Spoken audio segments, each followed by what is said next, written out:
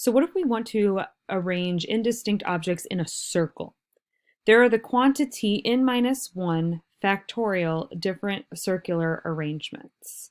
So again, in a line, it's n factorial. For a circle, it's n minus 1 factorial. So there are less ways to arrange objects in a circle than there are into a straight line.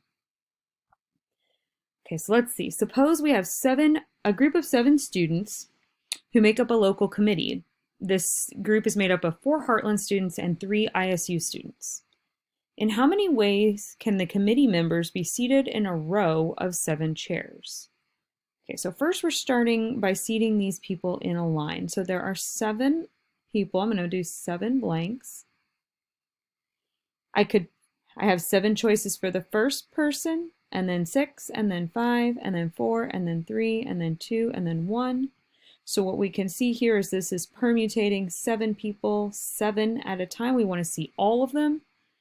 That ends up being 7 factorial, which is 7 factorial is 5,040 ways to seat them in a line. In how many ways can the members be seated in a row if all the Heartland students wish to sit together? Okay, so in this way, this is similar to the books on a bookshelf method. So it looks like we would want to maybe arrange the Heartland students, then arrange the ISU students, and then we would want to arrange the groups, because we do have 2 groups of students. Okay, so as far as the Heartland students, we would be permutating those 4 students, all 4 of them at a time, or 4 factorial, which is 24. To arrange the ISU students, that would be permutating 3 at a time, which is 3 factorial or 6. And then we have 2 groups. Okay, so we could either start with all the Heartland students and end with the ISU, or we could reverse that. So we would be permutating 2 groups, 2 at a time, so 2 factorial, which is just 2. And if you take 24 times 6 times 2, you get 288. How many ways could these members be seated if they alternate? So what if they do, the only way to alternate them is to do first a Heartland, then ISU, Heartland, ISU, Heartland, ISU, Heartland. So they want the groups to mingle together. So it looks like we've still got we're in a line still. So we have 7 chairs. And if we specifically have to go Heartland, ISU, Heartland, ISU, Heartland, ISU, Heartland, then maybe we start with the Heartland students. There would be 4 choices for this first seat, and then we would skip a seat. And there would be 3 for this one, and then 2, and then 1. Got them all spread out there. And then we go back through and we seat the ISU students by having first 3 choices, and then 2 choices, and then 1. So we want to figure out then what is 4 times 3 times 3 times 2 times 2, and I'm just going to stop there because the ones don't change it. 144 ways to do that. And how many ways could you seat these members in a circle? Okay, so we go back to the Heartland versus ISU not really mattering, just wanting to seat them in a circle. So we have N being 7 total students.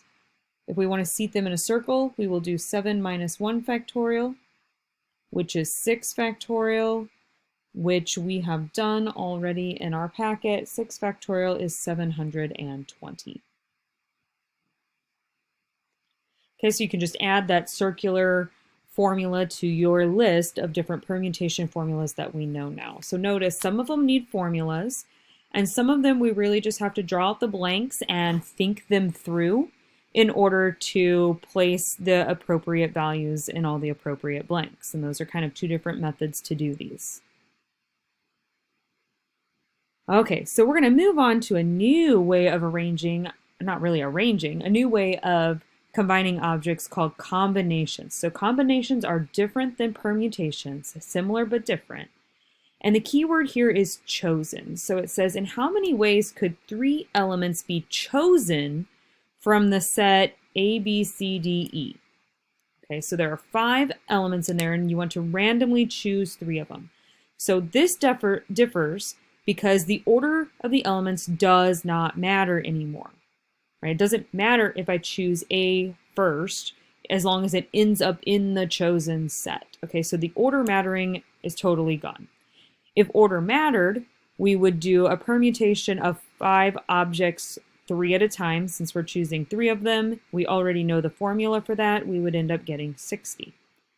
However, in this case, all of these different sets would be the same because order doesn't matter anymore. So in a permutation, ABC is different than ACB, right? Those are different because they're in a different order in a permutation.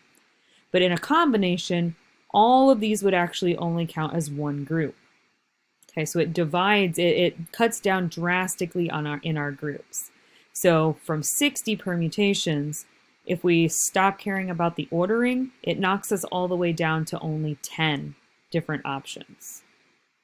So to formally define what a combination it is, it says if you're given a set of distinct objects, then a combination of that set is simply a collection of those objects.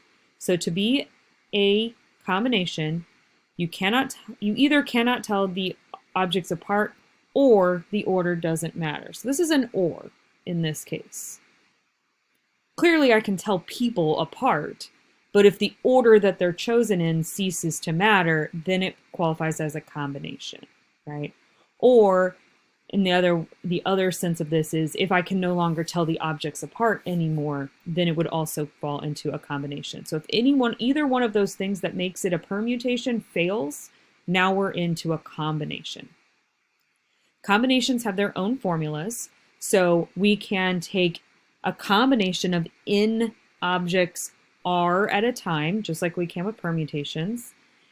And it has its own formula though. So notice the difference in the formula really is that we have this extra value out here.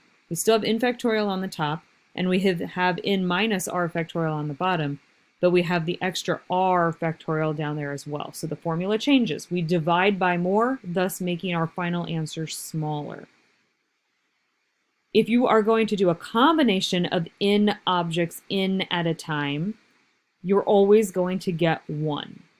So again, permutating n and n gets you n factorial, but doing a combination of n and n gets you just 1. And you can also find these in your calculator by following the math probability. I think this is number 3, not number 2. It's number 3, I believe. And also we're going to look at finding subsets again. So if there is a question that can be solved basically by saying yes or no to a list of options, you are finding the subsets of that set, and it ends up being 2 to the power of n. Right, so all different kinds of problems we could get in this section. So first we want to just practice calculating using the combination. So first we're going to do these with the formula that we're given, and then we're going to look at doing them on our calculator. So we're defined, we know that this is how it's supposed to work out.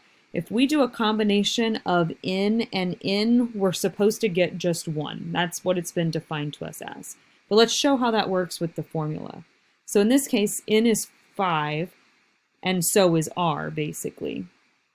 Because that's that second value. It's the r. This one just happens to be the same. So in this case, it says we would do 5 factorial over, and then we would do the r factorial, which happens to also be 5, and then we would do 5 minus 5 quantity factorial.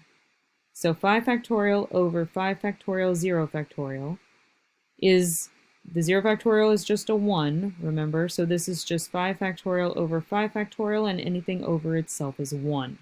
So we can see how that sort of proves itself. What if we want to do a combination of 5 choose 3? In this case, we would do 5 factorial over, and then we would do 3 factorial, and then parentheses 5 minus 3 factorial. So 5 factorial on the top, and then we end up with 3 factorial, 2 factorial on the bottom. And I'm just going to expand this. 5 times 4 times 3 times 2 times 1 on the top. 3 times 2 times 1 times 2 times 1 on the bottom. So I have the 3, 2, 1s.